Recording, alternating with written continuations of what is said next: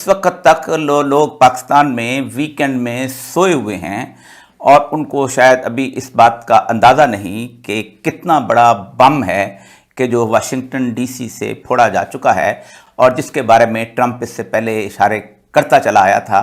दोस्तों, पहली बात तो आपसे ये करनी है कि 3 मजीद इंडियंस को ट्रंप टीम में डाला जा रहा है, इंक्लूड किया गया है।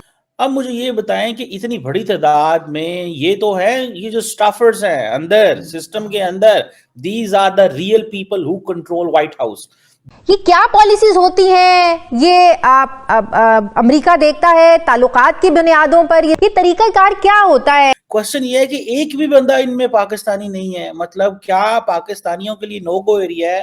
अब रही बात कि जी हमारे, आपने पूछा कि हमारे जो रहनुमा हैं उनकी ये मामला ऐसे क्यों नहीं होते, तो ऑनेस्टली स्पीकिंग हम लोगों की जो एनर्जी है एज ए कम्युनिटी, हम तो आपस की लड़ाइयों को पीछे, आई मीन दीज ब्लंडर्स, पाकिस्तानियों ने अपनी सियासत को, अपने मुल्क को खुद को एक मजाक बना लिया उनके नजदीक।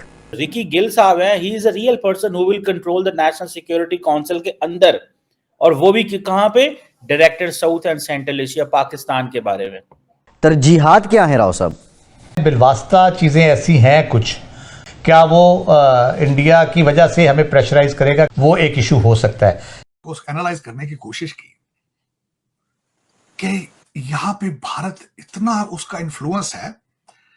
Hello friends, welcome to the channel AP Gyan. तो दोस्तों, आइए देखते हैं पाकिस्तानी मीडिया की लेटेस्ट वीडियो। जैसा कि आप जानते हैं कि अमेरिका के अंदर ट्रंप के आने के बाद पूरी दुनिया के अंदर हलचल तो मची है, लेकिन जो हलचल इस समय पाकिस्तानी मीडिया में मची है उतनी हलचल शायद ही कहीं और मची हो, क्योंकि ट्रंप सरकार ने एक नहीं दो नहीं कई ऐसे फैसले लिए हैं जिससे इस समय पाकिस्तानी मीडिया काफ़ी बौखलाए हुए हैं। जिसमें तो अभी लेटेस्ट ही ट्रंप सरकार ने पाकिस्तान को अमेरिका से आने वाली सभी फाइनेंशियल मदद को बंद कर दिया है, जिसका जख्म अभी पाकिस्तान को सूखा भी नहीं था कि ट्रंप सरकार के अंदर बहुत ही इंपॉर्टेंट एंड क्रिटिकल पोस्ट पे कई और भारतीयों को अपॉइंट किया है, जिसने पाकिस्तान के जले पे या कहीं घाव के ऊपर नमक छिड़कने का काम किया है। और उसके जलन के मारे काफ़ी छटपटा रहे हैं कि किस तरह से ऑलरेडी ट्रंप ने खुद कई भारतीय मूल के लोगों को या भारतीयों से रिलेटेड लोगों को इम्पोर्टेंट पोजीशन पे अपने कैबिनेट में जगह दी है, तो वहीं पे व्हाइट हाउस के अंदर भी कई भारतीय लोगों को बेहद ही इम्पोर्टेंट पोजीशन पे अपॉइंट किया गया है, जिसे देख पाकिस्तानी मीडिया रो रहे हैं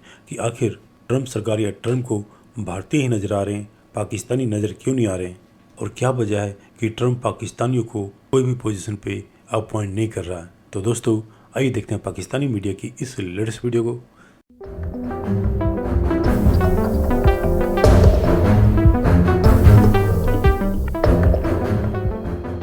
दोस्तों, पहली बात तो आपसे ये करनी है कि 3 मजीद इंडियंस को ट्रंप टीम में डाला जा रहा है, इंक्लूड किया गया है। क्वेश्चन ये है कि एक भी बंदा इनमें पाकिस्तानी नहीं है, मतलब क्या पाकिस्तानियों के लिए नो गो एरिया है?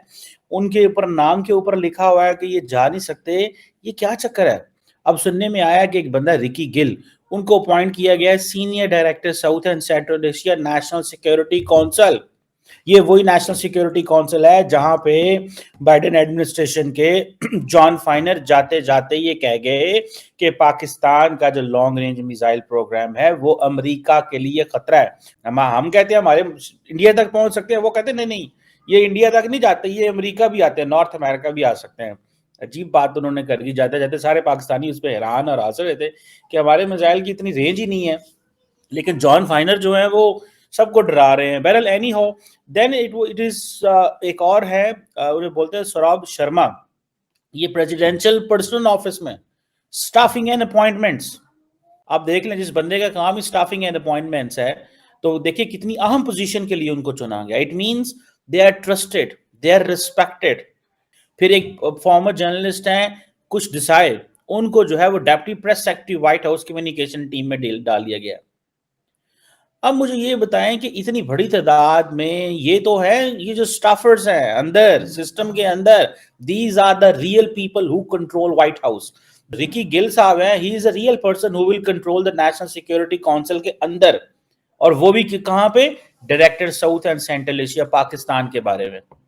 पाकिस्तान के बारे में इनकी जो अप्रोच है, अब मुझे ये बताएं कि इतने वहाँ लाखों पाकिस्तानी बसते हैं, यूनिवर्सिटियों में पढ़ते हैं, प्रोफेसर हैं, डॉक्टर हैं, कोई एक भी मतलब उस पोजीशन में नहीं आ सकता?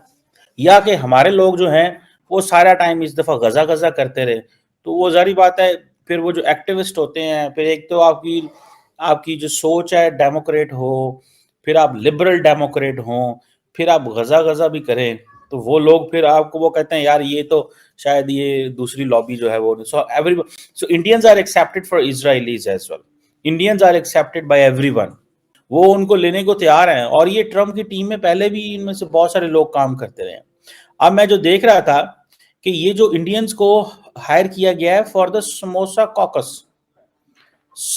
कॉकस, मैं इसको समोसा ही बोलते होंगे, ये जो एक टर्म है जिसको यूज की जाती है growing number of Indian American law makers in US Congress के अंदर।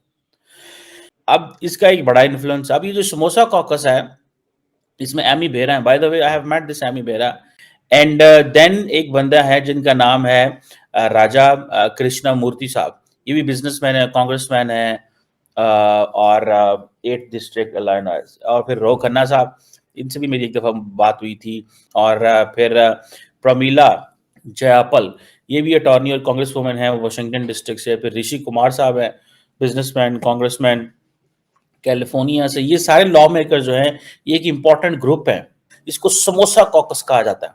देखें इंडियंस अपनी टर्म्स भी लेके जा रहे हैं वहां पे, अपना कल्चर, अपनी फूड, अपनी चीजें, ये सारी वो लेके जा रहे हैं।